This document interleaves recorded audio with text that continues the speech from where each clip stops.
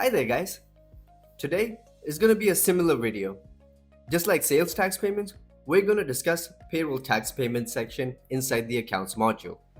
To begin, open the accounts menu and select the payroll tax payment. Or you could use a smart search instead as well.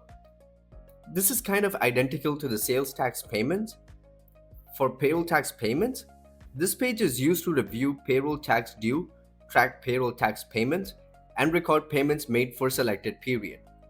At the top, you will see the overall tax summary. This includes the tax due, total tax payments, total paid, and net tax due. You can choose the filter button to select a date range, choose the start date and the end date, and click apply.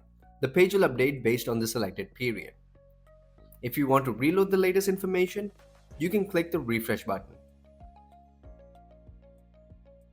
Once you click add, you can see below the list of all the payroll tax payments that need to be paid. You can select an individual or select all. Then you can add the credit card fees, late charges, penalties, discount, other fees, and other discounts if there are any. These records can include employee payroll tax amounts that are due. Select the record or records you want to pay. You can select one record, multiple records, or all available records if needed. Once selected, review the paid amount and net paid amount and then click Pay.